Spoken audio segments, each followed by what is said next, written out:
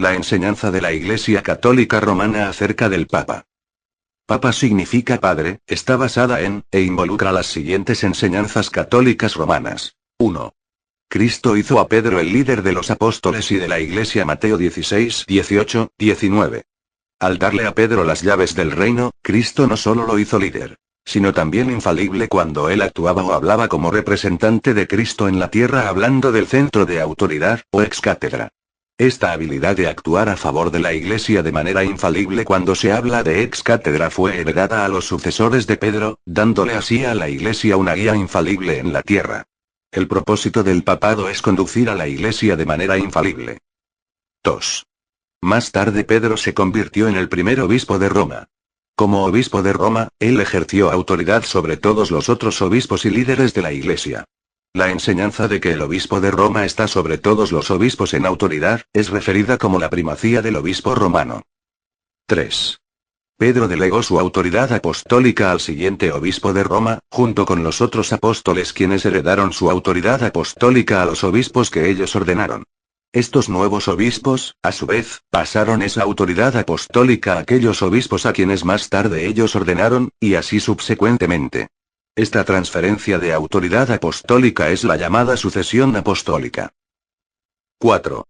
Basándonos en la afirmación católica romana de una ininterrumpida cadena de obispos romanos, ellos enseñan que la Iglesia Católica Romana es la verdadera Iglesia, y que todas las iglesias que no aceptan la primacía del Papa, se han separado de ellos, que son la única original y verdadera Iglesia.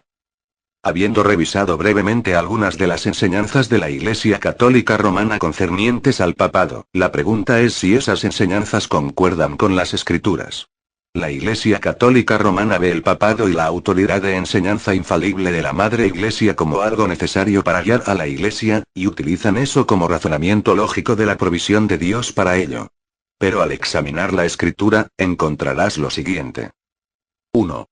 Mientras que Pedro fue la figura central en el inicio de la propagación del Evangelio, parte del significado contenido en Mateo 16, 18, 19, la enseñanza de la Escritura, tomada en su contexto, en ninguna parte declara que él tenía una autoridad sobre los otros apóstoles o sobre la Iglesia. Ver Hechos 15, 1, 23. Gálatas 2, 1, 14. 1 Pedro 5, 1, 5. Nunca es enseñado que el obispo de Roma debía tener la primacía sobre la Iglesia. Mejor dicho, solo hay una referencia en la Escritura sobre Pedro escribiendo desde Babilonia, nombre que algunas veces se aplicaba a Roma, y se encuentra en 1 de Pedro 5, 13. Principalmente de esto, y del crecimiento histórico de la influencia del obispo de Roma a través del apoyo de Constantino y de los emperadores romanos que lo siguieron, proviene la enseñanza de la Iglesia Católica Romana sobre la primacía del obispo de Roma. Sin embargo, la Escritura muestra que la autoridad de Pedro fue compartida con otros apóstoles. Efesios 2, 19, 20, y que la autoridad de atar y desatar atribuida a él, fue más bien compartida por las iglesias locales, no solo por los líderes de la iglesia. Ver Mateo 18, 15, 19. Primera de Corintios 5, 1, 13. Segunda de Corintios 13, 10. Tito 2, 15. Y capítulo 3, 10, 11. 2. En ninguna parte la Escritura declara que a fin de guardar a la Iglesia del error, la autoridad de los apóstoles se transferiría a aquellos que ellos ordenaran sucesión apostólica. La sucesión apostólica es leída en aquellos versos que la Iglesia Católica Romana usa como soporte a esta doctrina. Segunda de Timoteo 2, 2. Y 4, 2, 5. Tito 1, 5. 2, 1. 2, 15. Segunda de Timoteo 5, 19, 22. Lo que la Escritura sí enseña es que los falsos maestros se levantarían aún de entre los líderes de la Iglesia y que los cristianos deberían comparar las enseñanzas de estos posteriores líderes de la Iglesia con la Escritura, la única citada en la Biblia como infalible. La Biblia no enseña que los apóstoles fueran infalibles, salvo lo que ellos escribieron e incorporaron en la Escritura. Pablo, hablando con los líderes de la iglesia en la gran ciudad de Efeso, les advierte del surgimiento de falsos maestros entre ellos, y que para luchar contra el error, no los encomienda a ellos los apóstoles y aquellos que heredarían su autoridad, sino más bien él los encomienda de Dios y a la palabra de su gracia. Hechos 20, 28, 32. Nuevamente, la Biblia enseña que es la Escritura la que debe ser usada como norma a seguir para determinar la verdad del error.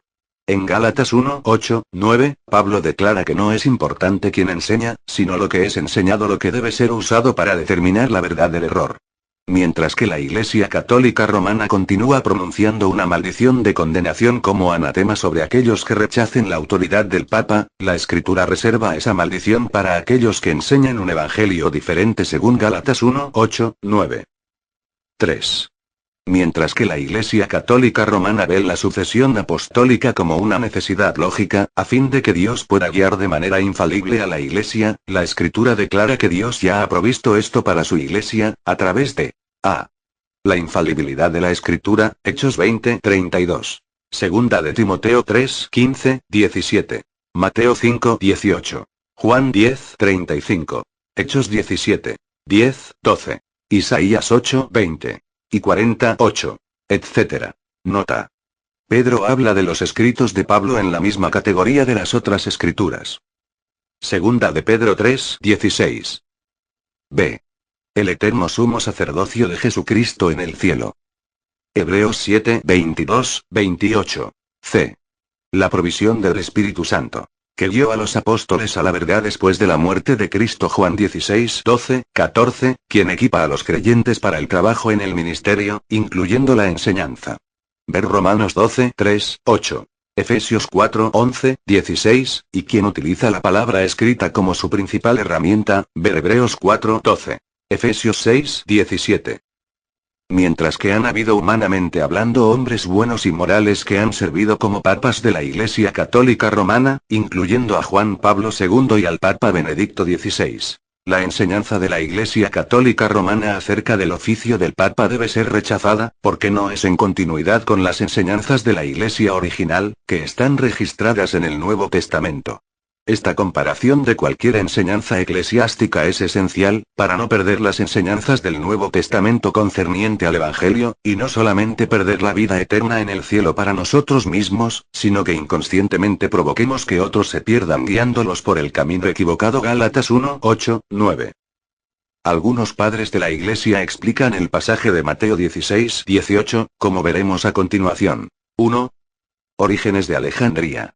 Dijo: y si nosotros también hemos dicho como Pedro, tú eres el Cristo, el Hijo del Dios viviente, no como si carne y sangre nos lo hubiese revelado, sino por la luz del Padre en los cielos habiendo resplandecido en nuestro corazón, nos tornamos un Pedro, y a nosotros nos podría decir el verbo, tú eres Pedro, etc. Pues es una roca cada discípulo de Cristo de quien bebieron aquellos que bebieron de la roca espiritual que los seguía, y sobre cada roca así se construye toda palabra de la Iglesia, y la constitución que corresponde a ella. Pues en cada uno de los perfectos, quienes poseen la combinación de palabras y actos y pensamientos que llenan la bendición, la Iglesia es construida por Dios. También dijo: tú eres el Cristo, el Hijo del Dios viviente. Y si alguno le dice esto a él, obtendrá las cosas que fueron habladas conforme a la letra del Evangelio a aquel Pedro, pero, como el Espíritu del Evangelio enseña, a todo el que se torna tal como era Pedro. Pues llevan el sobrenombre de roca todos los que son imitadores de Cristo, esto es, de la roca espiritual que seguía a quienes estaban siendo salvados, para que puedan beber de ella en la sequía espiritual. Pero estos llevan el sobrenombre de la roca tal como lo hace Cristo. Pero también como miembros de Cristo que derivan su sobrenombre de él, ellos son llamados cristianos. 2. Cipriano de Cartago. Dijo: y el Señor también en el Evangelio, cuando los discípulos lo abandonaron mientras él hablaba, tornándose hacia los 12, dijo también: vosotros os iréis. Entonces Pedro le respondió: Señor, ¿a quién iremos? Tú tienes la palabra de vida eterna. Y creemos, y estamos seguros, de que eres el Hijo del Dios viviente. Aquí habla Pedro, sobre quien la Iglesia había de ser edificada, enseñando y mostrando en el nombre de la Iglesia, que aunque una rebelde y arrogante multitud de aquellos que no oirían ni obedecerían pudiera apartarse, aún así la Iglesia no se apartará de Cristo. Y son la Iglesia quienes forman un pueblo unido al sacerdote, y el rebaño que se adhiere a su pastor. 3. Afraates el sirio. Dice: pues cuando alguien es traído cerca de la fe, es puesto por él sobre la piedra, es decir, nuestro Señor Jesucristo. Y su edificio no puede ser zarandeado por las olas, ni dañado por los vientos. Por los embates de la tormenta no se cae, porque su estructura está levantada sobre la roca de la verdadera piedra. Y en que he llamado a Cristo la piedra, no he hablado mi propio pensamiento, sino que los profetas le llamaron de antemano la roca. Pues primero él construye su edificio sobre la piedra, la cual es Cristo. Sobre él, sobre la piedra, se edifica la fe, todas estas cosas demanda la fe que está basada en la roca de la verdadera piedra, es decir, Cristo. 4. Jacobo de Nisbis. Dice. La fe está compuesta y compactada de muchas cosas. Es como un edificio, porque se construye y completa con mucha esperanza. No ignoras que se ponen grandes piedras en los fundamentos de un edificio, y entonces todo lo que es edificado encima tiene sus piedras unidas entre sí, y así se eleva hasta que se completa la obra. Así, de toda nuestra fe, nuestro Señor Jesucristo es el firme y verdadero fundamento. Y sobre esta roca se establece nuestra fe. Por tanto, cuando alguno ha venido a la fe, es puesto sobre una roca firme, la cual es nuestro Señor Jesucristo. Y, al llamar a Cristo una roca, no digo nada por mí mismo, pues los profetas lo han llamado antes una roca. Bueno amigos, creo que los escritos de los padres de la Iglesia dejan bien claro que Pedro nunca fue la roca sobre la cual se edificaría la Iglesia. Antes, los padres mencionan que la roca de Mateo 16:18 es Cristo, el Hijo del Dios viviente, y que rocas como Pedro somos todos los que se nos revela no por carne ni sangre que Jesucristo es el Hijo de Dios, el Salvador.